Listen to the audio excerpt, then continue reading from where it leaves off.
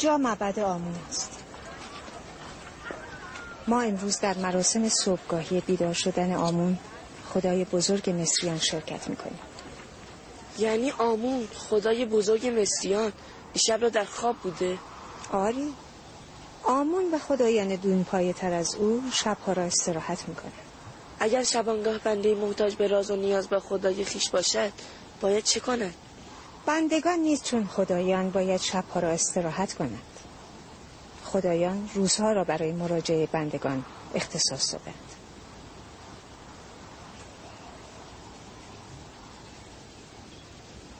داخل می رویم.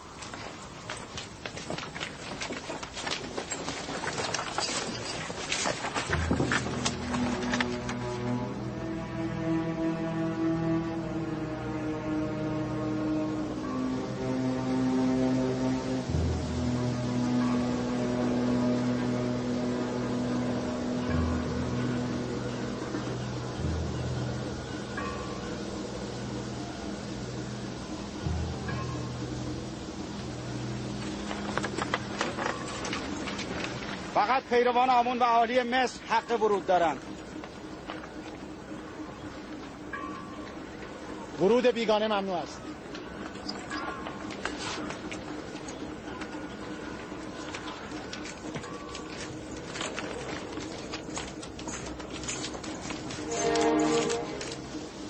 همه کاهنان پیشتر خود را در نیل مقدس تطهیر کردند. آنها قصد ورود به داخل معبد را دارند. جز کاهنان هیچ کس حق ورود به داخل معبد را ندارد.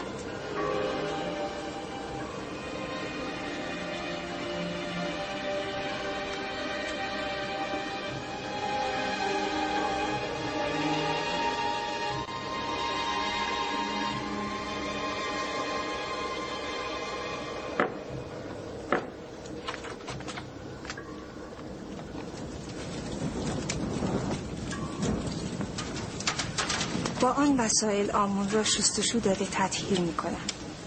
لباس او را تعویض کرده آرایشش می کنند و خوشبوترین عطرها را به او می زنند و او را برای عبادت بندگان آماده می سازند.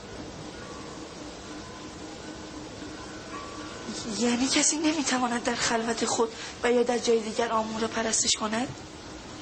نه، خدایگان آمون را فقط در معبد و در حضور خود او ستایش می‌کنند.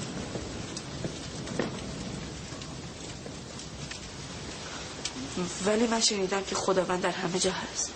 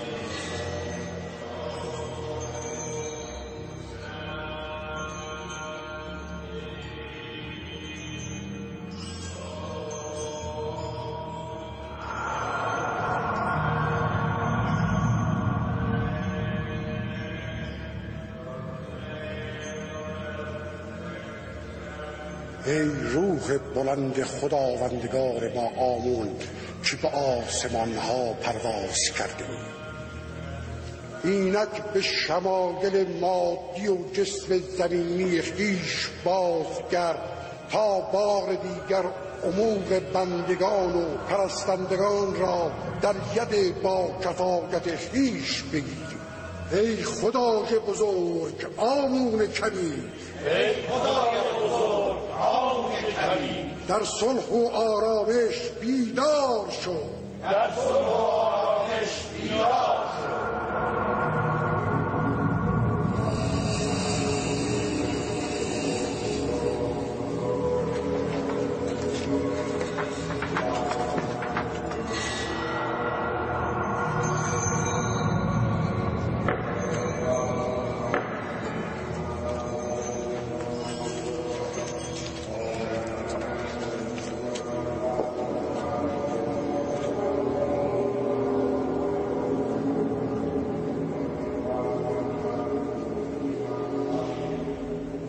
ای آمون بزرگ، از جوهره و اصاره معنوی این پیشکش ها و قربانی ها تناول نمایید و اونها را برای زمین متبرک کنید.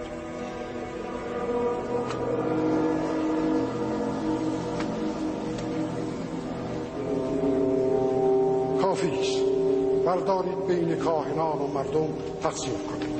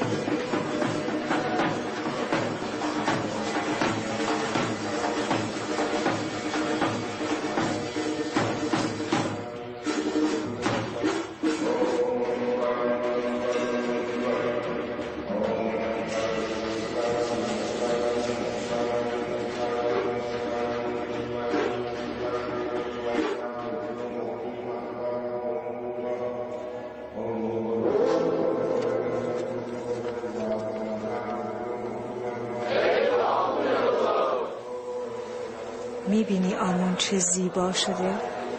چه خوب او را آراستند؟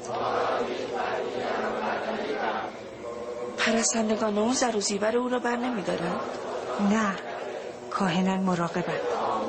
کسی جرأت چنین کاری را ندارد. باید این گونه باشد، وگرنه ممکن است دوستها به آمون دستبرد بزنند. من فکر میکردم آمون از ما مواظبت، ولی اکنون میگویید که آمون نیاز به مواظبت کاهنان و بندگان دارد. چه اشکالی دارد؟ آمون بهترین و مهمترین چیزی است که ما داریم. باید از او مواظبت شود.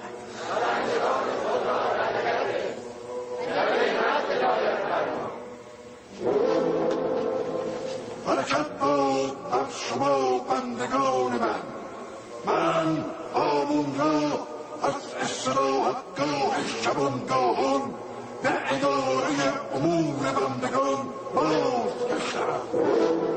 به اراده من صبح دمید و زندگی آغاز شد. برای من که خدای شمایم تلاش کنید. برید و تلاش کنید که روزیتان را به اراده خویش ارادت خواهم کرد.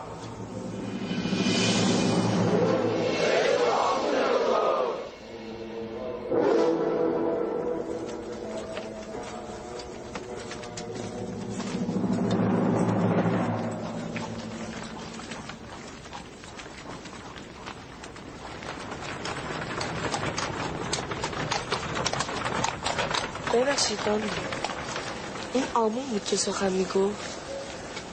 مگر ندیدی؟ چرا دیدم، اما یک سنگ که سخن نمیگوید. آمون سنگ نیست، او روحی است که به این شکل تجسم یافته.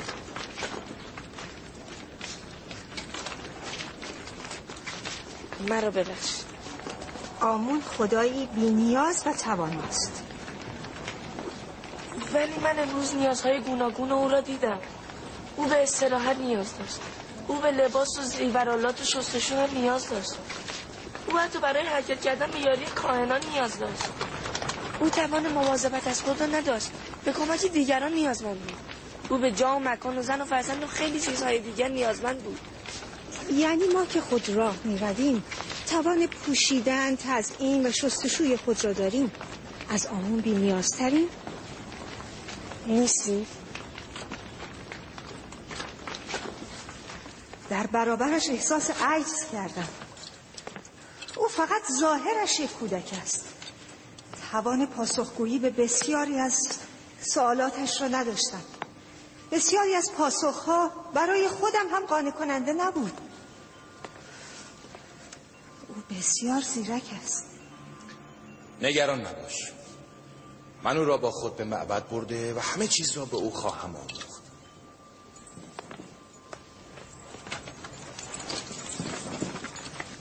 بی پرده بگویم، او مرا نسبت به آمون به تردید انداخت. پس بگو صیاد خود اسیر صید شد. پس این غذا چه شد؟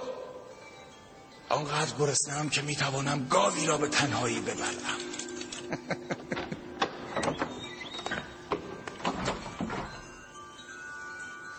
غذا حاضر است علی جناب.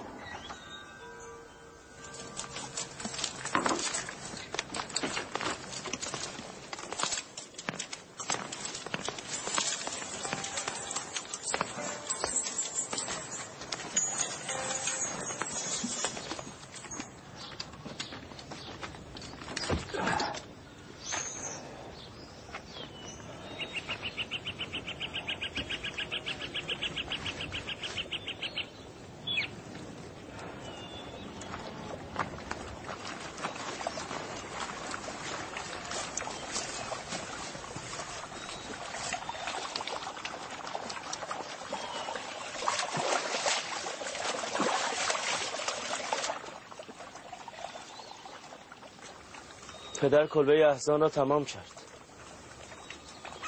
و به ما اجازه دخالت و یاری نداد.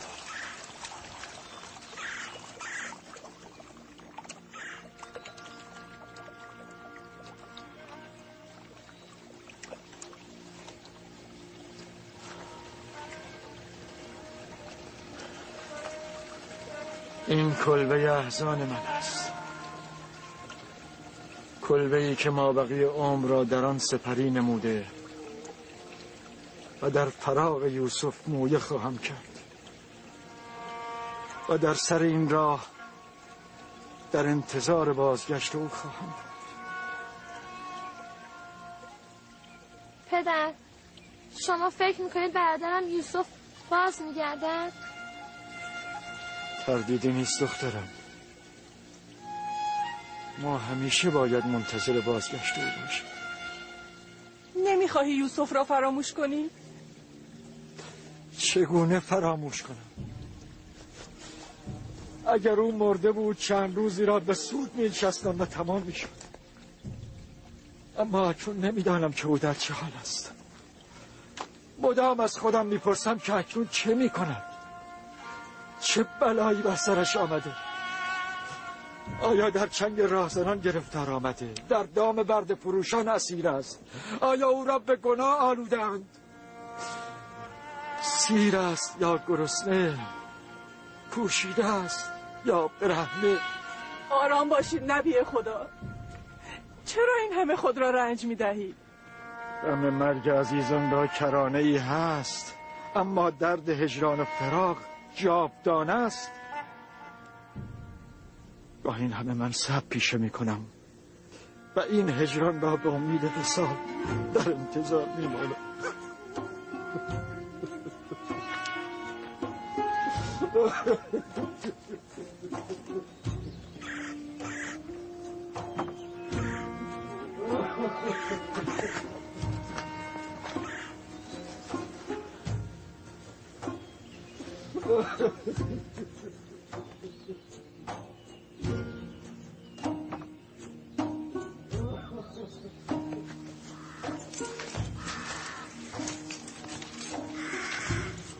عرابه من آماده است.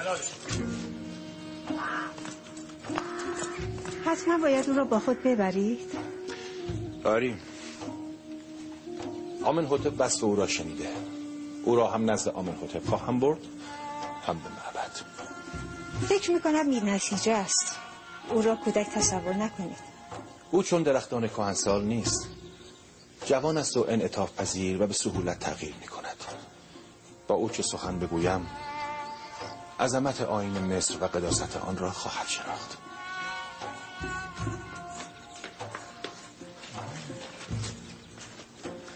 یوزاسیف جوان ما آماده است؟ برای اطاعت از فرامین عالی جناب پوتیفار آماده.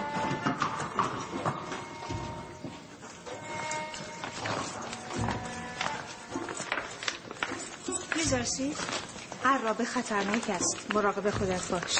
اطاعت بانویی. اتفاقی نمی افتد، نگران نباشید. درون عرابه او را کنار خود سوار خواهم کرد. مراقب خودت هم باشی.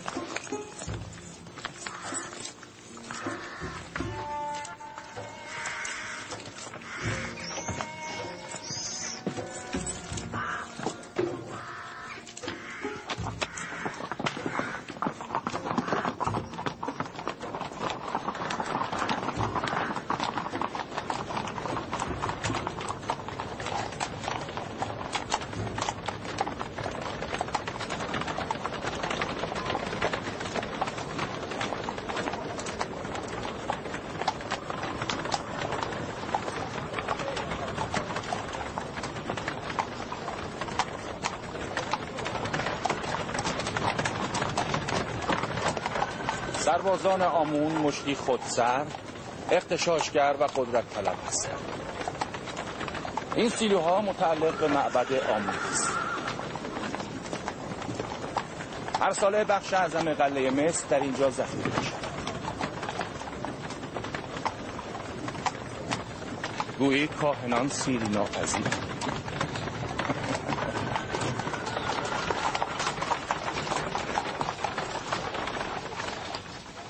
آن باغ و زنان که می‌بینید به ظاهر متعلق به آمون است. مزارع و احشام متعلق به آمون را قبلا در کنار نیل دیدم. آن حیوانات هم که فربه شدن شکم کاهنان معبد را پر می‌کند. با این وضع کاهنان معبد هیچگاه اجازه نمیدن منافع آنها این همه به خطر بیفتد. کدام آیین بهتر از آمون میتواند منافع آنها را تامین کند؟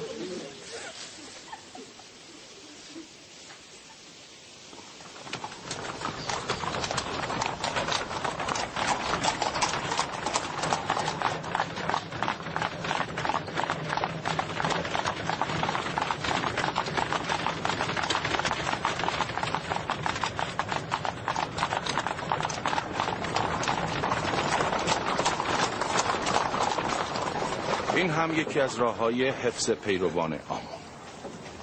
هر گروهی را باید به طریقی موشی کرد. خلایق بعضی بنده نامند، بعضی بنده مالند و بعضی بنده نام. اما بسیاری از مردم مصر آنان را شناختند و فریب نمی‌خورند. بانو زلیخا گمان می‌کنند که جناب پوتیفار می‌خواهند ارزش‌ها و عظمت مردم مصر را به من بیاموزند. ولی به عکس من می‌خواهم پوشالی بودن و زشتی‌های آیین مردم مصر را به تو نشان دهم.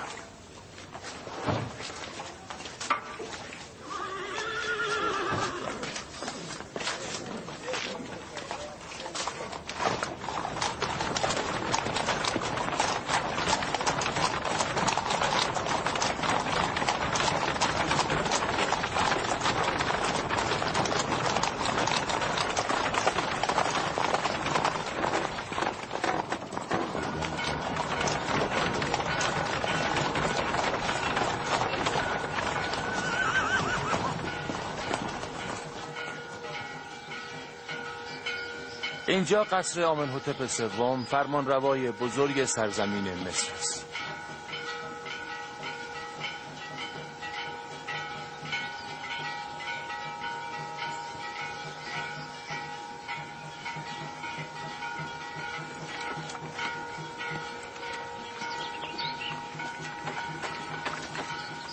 اینها چیستن؟ به نظر مصری نمیاییم. اینها فرستادگان و سفیران کشورهای مختلف هستند که برای حکومت مصر خراج سالیانه آوردند. خراج یعنی چی؟ کشورهایی که زیر سلطه حکومت مصر هستند باید سالیانه بخشی از درآمد و اندوخته خود را به حکومت مصر بپردازند تا ما از آنها در برابر هجوم بیگانگان حمایت کنیم. نمی شود بدون خراج از آنها حمایت کنید. اگر این باج و خراج ها نباشند حکومت مصر نمی تواند به حیات خود ادامه دهد. ما باید از آنها سپاسگزار باشیم.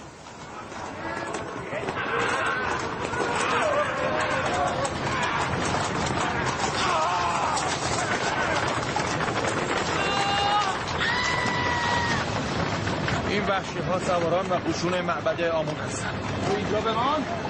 من میگردم. حرکت کن!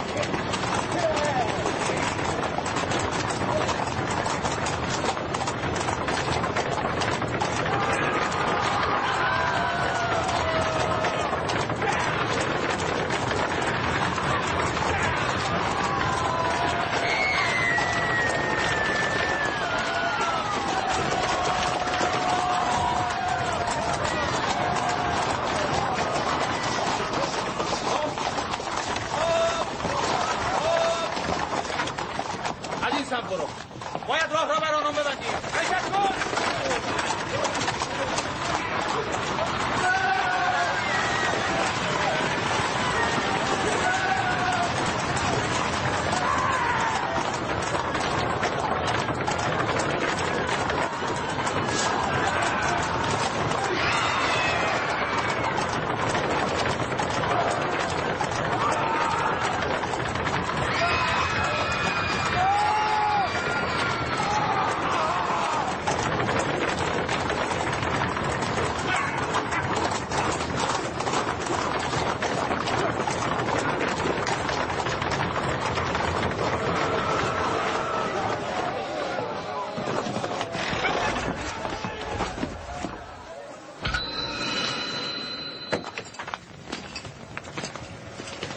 عالی جناب، چرا راه را بسته اید؟ بگویید راه را باز کنند.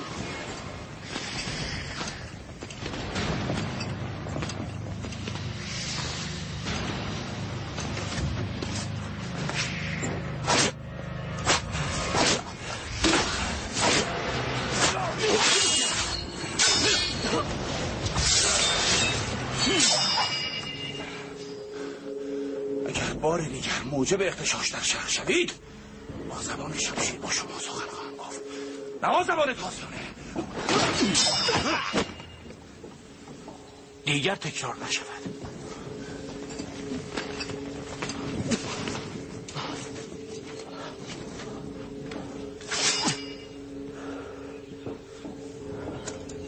معبد آمون این اهانت را بی پاسخ نخواهد گذاشت. با نخواهو بگویید وحشیگری و افسار گسیختگی سربازان آمون را مهار کند، وگرنه پاسخ سختی از بوتیفار دریافت خواهد کرد.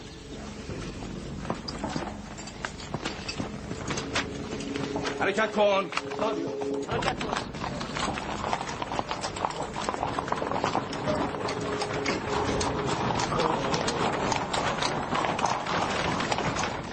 سربازان گستاخ معبد آمون باید تنبیه می‌شدند. آنها بسیار بی‌پروا و گستاخ شده بودند. من هم می‌توانم مثل شما شجاع و قدرتمند شوم؟ چرا که نه؟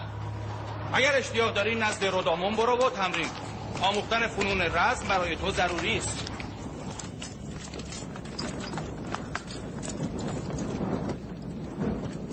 عالی جناب بوتیفار اجازه تشرف محضر خدایگان آمنحتپ سوم را دارند.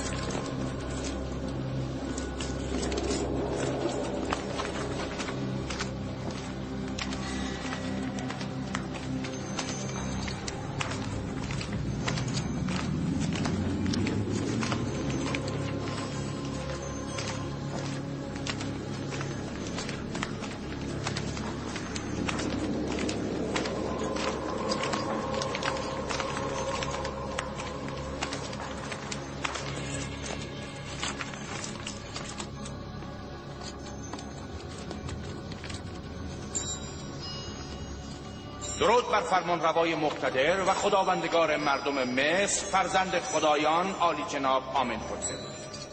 درود بر فرمانده لایق ما جناب بوتیفار عزیز مصر.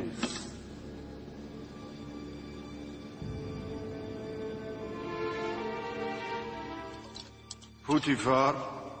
بله فرمان روا. تو به تازگی در کارگاه خدایان نبودی؟ جز خداوندگار من جناب آمنحتپ کسی را به کارگاه خدایان راه نیست؟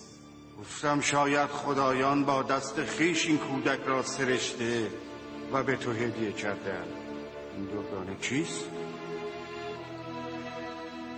مصاحب جدید من است. به تازگی خریدم. مصاحب؟ بوتیفار، تو در زمره کودکان در آمده یا او هم تراز بزرگان است؟ به ظاهر کودک اما بزرگ است. نکته دانا. چگونه دانایی است که هنوز تعظیم کردن به خداوندگار مصر را نیاموخته؟ هنوز فرصت آموختن نیافته فرمان روای من. او را عفو کنید. پسر جان، اسم تو چیست؟ یوسف علی جناب، اما صاحبان من به زبان مصری یوزارسیف صدایم میکنن. یوسف نامی عبرانی است جناب فرمانروا، یعنی غم‌انگیز، ریشه در تأسف دارد. این چهره را اندوه نباید. یوزارسیف نامی شایسته تر است.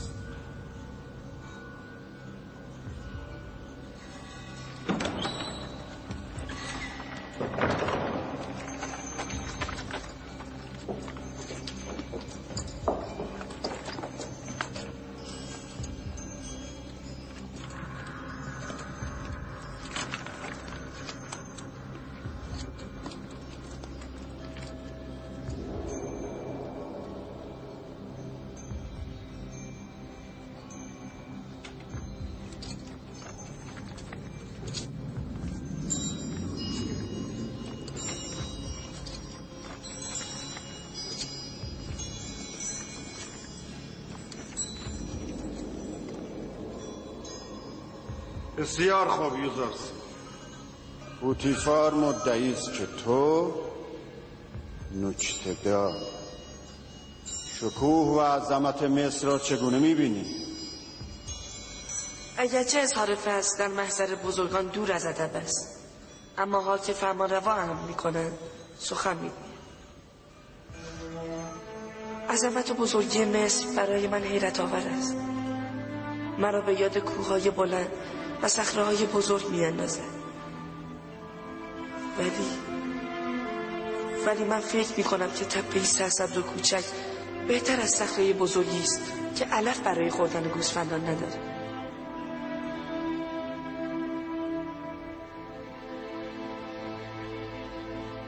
به راستی تو قدرت و عظمت مصر را چون کوههای بلند میبینی؟ همینطور است عالی جناب. اما اگر قدرت در خدمت محرومان به کار گرفته شود زیباست. آفرین یوزارسی. تو ثابت کردی که ادعای جناب بوتیفار بی‌مورد نیست.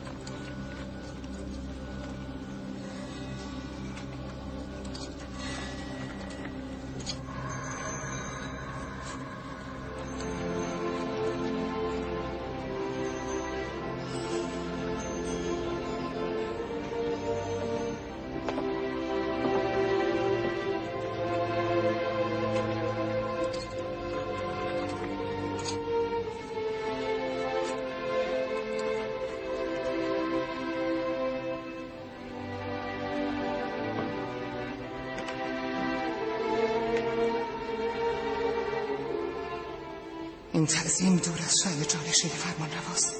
کسی که خون خدایان در رگ اوست به بنده خود تعظیم نمی کند. به اراده خودم نبود مادر. ناخودآگاه تحسین مرا برانگیخت.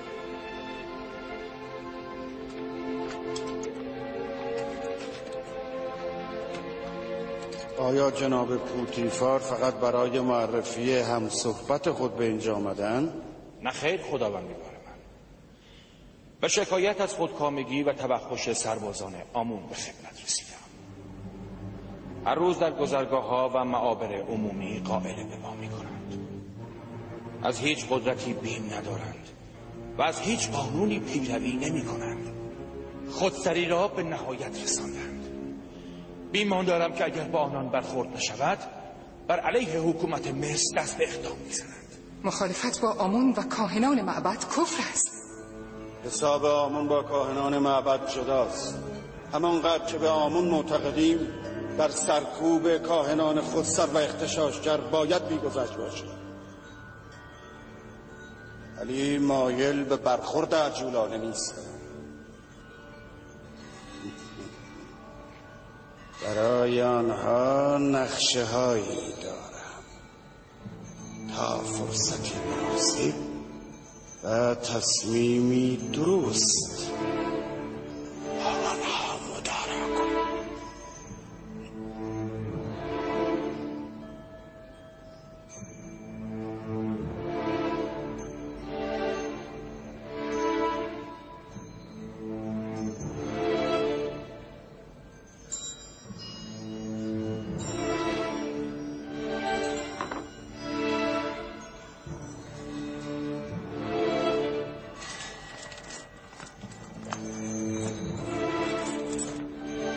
تو باید به خود ببالی یوزارسیف. تا کنون کودکی به زیبایی تو ندیدم. سپاسگزارم عالی جناب. من هم سخاوتمندتر از شما نبودم.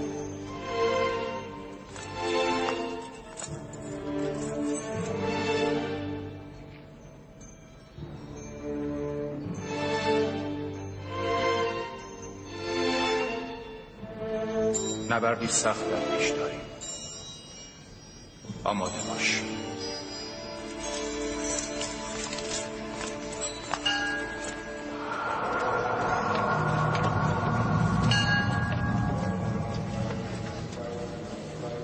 در ملأ عام در مقابل دیدگان همه با شلاق به سر و صورت من میزد. من اگر جای پوتیفار بودم فرمانده بی مقداری چون تو را میکشتم، ولی او از غفلت من استفاده کرد.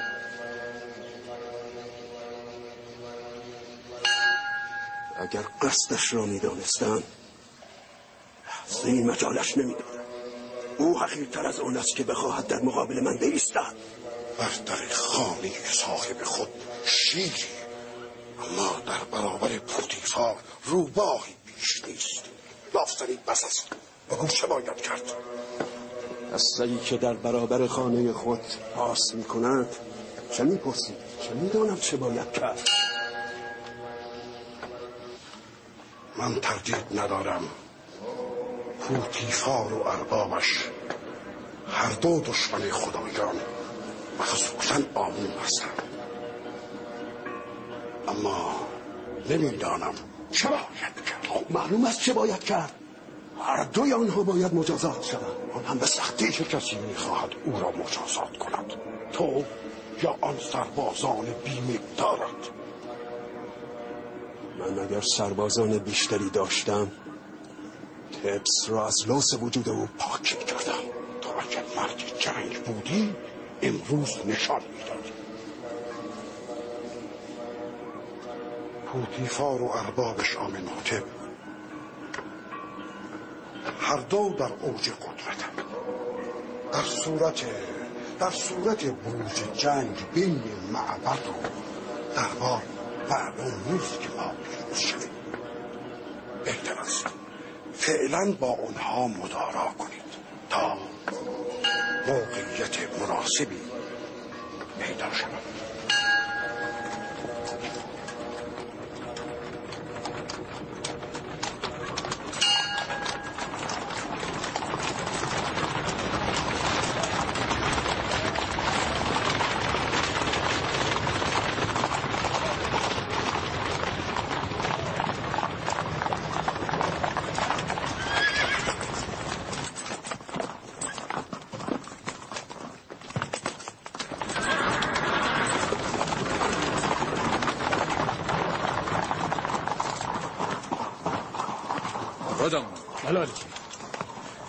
یک شاگرد مستعد و باهوش. ببینم چه میکنی. میخواهم که او قوی و شجاع باشد. من باید چه کنم جناب پوتیفار؟ جناب پوتیفار میخواهند که شما فنون رزمی به یوزارسیب بیاموزی. شمشیر بازی، تیراندازی، پرتاب نیزه و اسب سواری را به او بیاموز. مطمئن باش که زحمات تو را هدر نخواهد داد. تمام توان خود را در تعلیم او به کار خواهم بست. مطمئن باشید عالی جناب.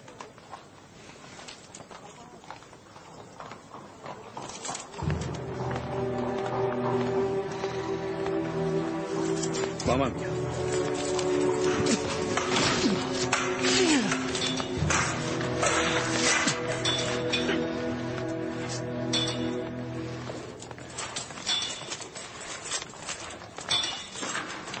شمشیر آموزش.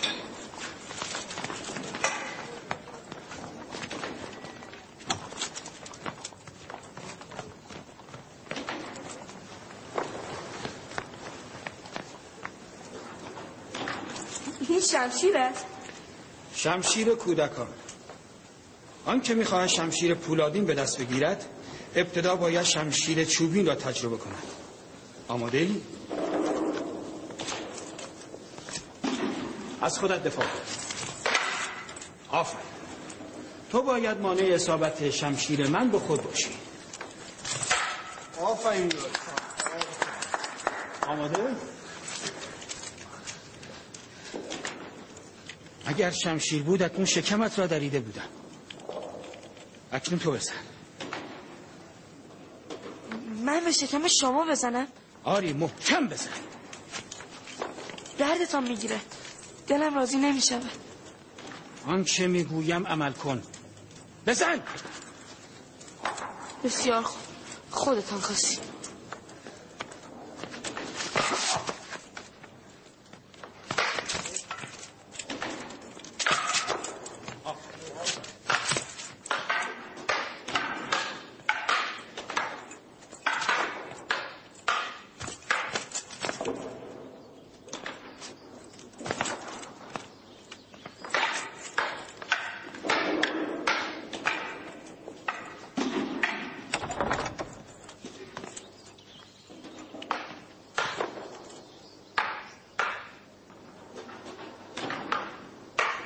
جناب پوتیفار تشریف آوردند بانوی من.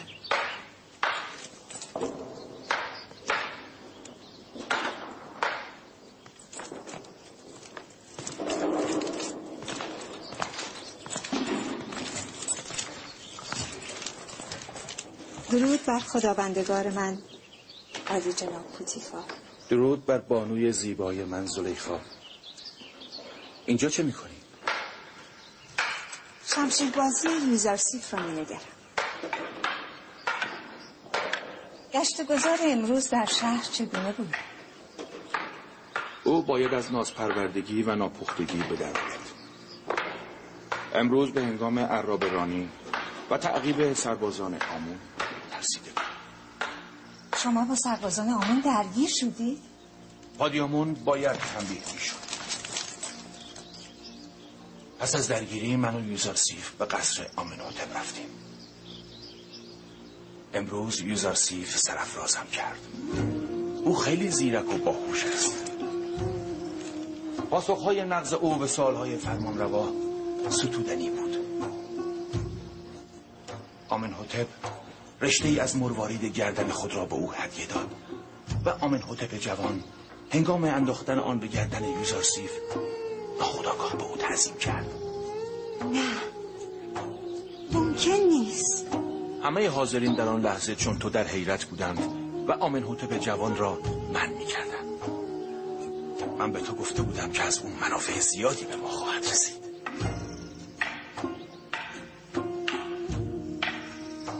من فکر میکنم او در بزرگی حکیمی فرزانه و بی‌نظیر شود.